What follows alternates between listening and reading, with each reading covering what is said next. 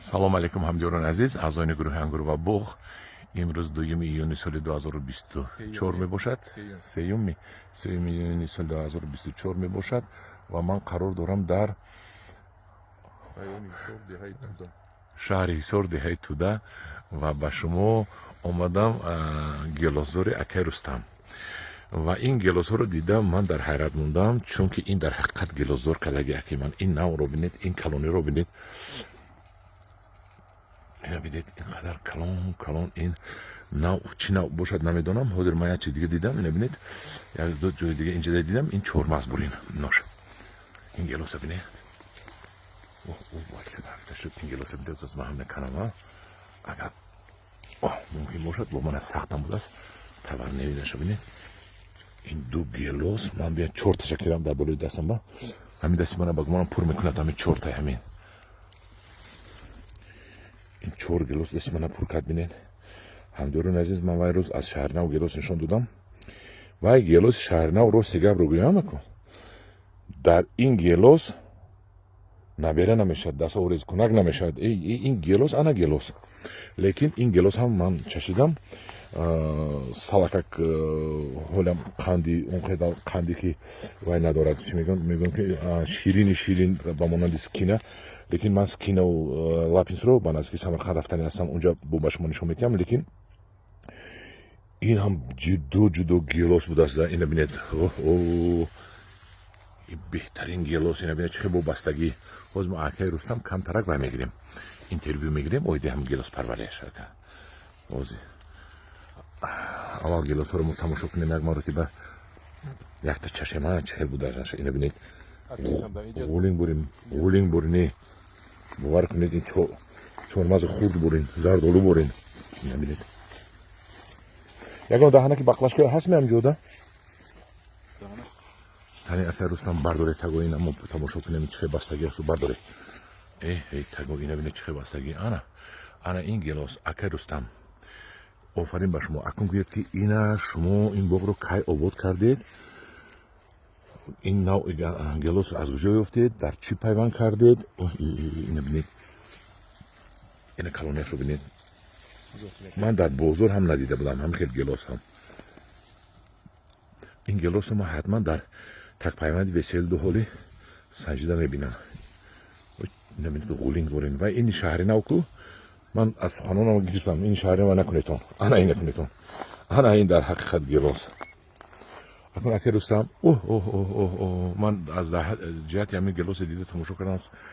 ин аз интервюгирем фаромӯш мекардам. акай Рустам, шумо гап занед. ин гелосро шумо боғро кай обод кардед? чанд сола аст дар гелос? номаш чи аст? дар куҷо, дар чӣ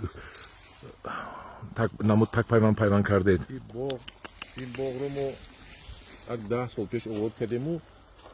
ин боғ гелосҳои ҳамин ҳозиразамон буданд, лекин ҳосили хуб надоштанд. ҳамин 5 кило 6 кило мебастанд як дарахти калон. ҳамина ба мо буридем, ҳамин гелоса ёфтем, ҳамина буридем, ҳамин гелос пайванд кардем. ҳар як гелосро да гелос пайванд шудагӣ. набинед, ҳар як гелосда 7-8 пайванд кардагӣ. дар танаи як дарахт 7-8 пайванд кардеда. реша ана ҳаминҷо ҳар якташ пайванди алоҳидагӣ аст. ҳамино ҳар яктаи пайванди алоҳидагӣ аст. пайванд таги пӯст, искана пайванд. дар кунда кардед, кундаи калон. дар кундаи калон кардем. ин гелоси привезной нест, маҳаллӣ аст. гелоси маҳаллӣ тоза тоҷикӣ аст. ё мардуми шаҳринав аз кӯҳ ёфтагӣ. беҳтарин оварда пайванд кардагӣ. бас ҳамин гелос ҳозир дар раёни ҳисор ба номи хитоӣ овоза дорад. ҳамин ин хитоӣ нест, ин тоҷикӣ аст. хитоӣ нест. ин барои чӣ хитоӣ мондан? барои чӣ ки яду ниҳолпарвар узбекан, ранги хитоиян, ба номи ҳамин шудагиаст.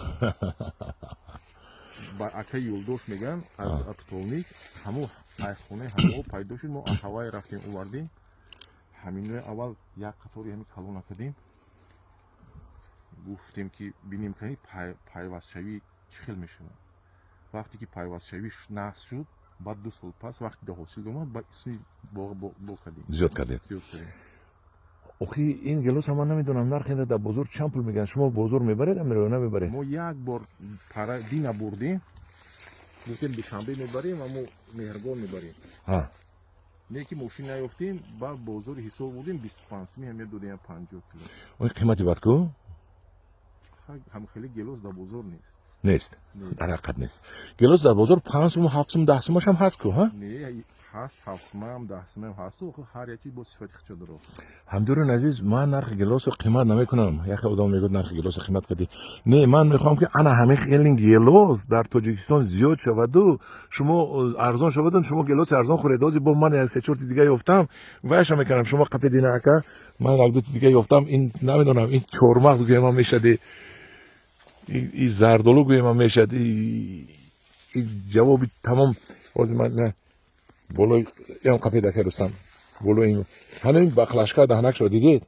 هم 5 لیتر دهنکی بخلشکا گیرید و بعد تصور کنید که من همین از بخلشکا زیاد میبروید ولی من خونه میرم سانتی متر میکنم بعد من از این چینده میبرم اینا ببینید از دهنکی بخلشکا زیاد دهنکی بخلشکا اول چین میکنیم بعد اینو چین میکنیم بعد در اینجا من متر ندارم بعد میبینیم چند سانتی متر میشود خیلی گلوس من فکر میکنم که در همین تاجیکستان کم است و همین گلوس رو زیاد کردن در کار دیگر گلوس زیاد کردن در کار نیست چون که این در حقیقت این 25 سوم میرود این رو خیتایی گفتید که این از سبب اون که خیتایی ممکن خریداری کند برای خیتایی خریداری کنه برای این ببینید 92 93 پیوند شده همین گلوس 92 93 دور جنگ همین دور جنگ پیوند شده این بعد بیسورا میبندد که ها باستش زوره بیسورا هر سال هم بیسور میبندد نگاه کنی اکا انا می سولی سیمی باستی هم گلوس همین سال سری ماشه او سال همین 16 تا تنه گلوس یک تن بسته بودن 16 گلوس یک تن بست آفرین به شما اکا ها نم جای بیسور بستگیش رو من مالش اینو ببینید همدوران عزیز من البته یک دو سه روز پس رفتنیم سمرقند برای زادهای نو لیکن این زاد رو من همچین چینده میبرم بگمونم سمرقند یکون کیلو نشون میتیم که همین زادی موزور است یا زادی و یا اگر زادی موزور باشد ما این رو بسیار میکنیم این از جهت شکر میگویم که حولیم بگمونم که این بوی میکرد به دیگر گلاسای شیرین لیکن اوخی پول دوخین پول منه گلاس پرور محترم وای گلاس رو بینید وای هر یک تا گلاس هست که خدای اگر غولین برنی من بو بستانش بینید وای بینید ای بچه حتما من اکن این تیرما اومده این گلاس پیوند میبرم در وسیل میزنم برداریم کنی اکای رستم آفرین به شما اکای یک جهان تشکر اکای رستم برای این خیل باها آفریدن برای این خیلی گلاس ها آفریدن این گلاس نه این جون گلاس این پوله محترم دهقان ها از شما خواهش میکنم از همین گلاس ها کنید گلاس های 5 ماه 7 ماه نکنید همین گلاس ها کنیم که بسیار شود و همین گلاس بعد 5 ماه 7 ماه شود تا که خلق از این گلاس روی در سخونش برورد من دیگر کجا اینو تعریف کنم این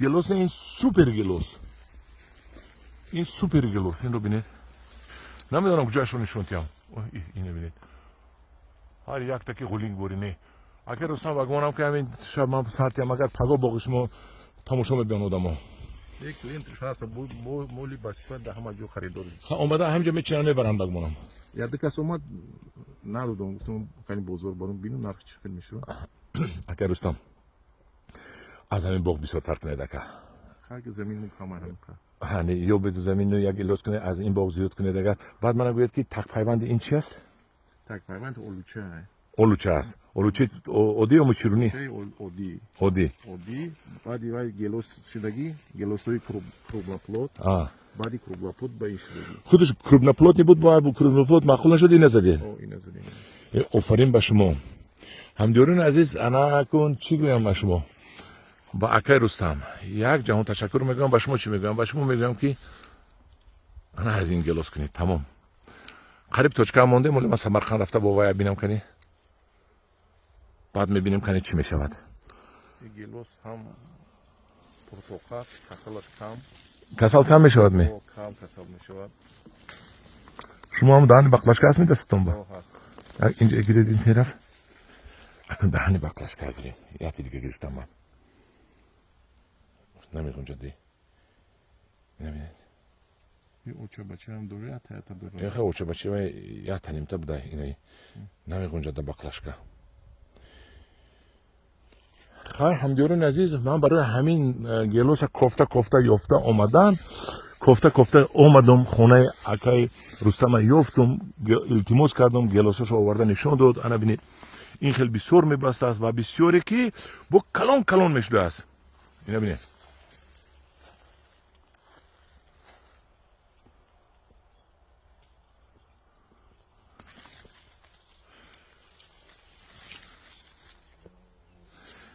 خیلی اکنون در پناه خدا باشید ما خداخواه از این گلوس ها زیاد کرده و فروش میبریم این گلوس جنون گلوس سوپر گلوس انا پیوند چه میگینیم اکا بیاد درباره این پیوند گپ زنیم من پیوندی همین سال این پیوند همین سال همین بهار می این پیوندی همین سالا так این درختش چیه میچورین بود اولو چی میچورین اولچه میچورین در همین زمین نغز نبست نغز بس در بزرگ ارزان اگه دیخون یک خیل کردن در کوکی یاس میکور کنن درست این سال نیست سال دیگه علاقه این گلوس میبنده سال پس 2 سال پس گلوس میبنده همه خیل گلوس میشه هم خیلی گلوس میشه در یک درخت 1 2 3 4 5 6 7 8 9 10 11 12 13 14 15 16 هم در یک 20 پیوند زدید با کدومش میگیره کدومش نمیگیره همه دیگر پیوندام همین خیلی بود خیلی گوتش 10 تا گوتش 5 تا هر خیلی همدیران عزیز من درس گرفت از اکای رستم که در درخت کلون پیوند میکند و 3-4 سال پیش هم همین پیوند کردگی بدید نشون تو میتونی بید کنی یا بود دیگه این چی کنده اولیچه بندک کنده اولیچه بندک آها آنای گلوس همون گلوس اولی نپخته است نپخته است هم بالاترش آنایش پخته است کمتر این کمتر او بالاترش سیاه‌تر شدگی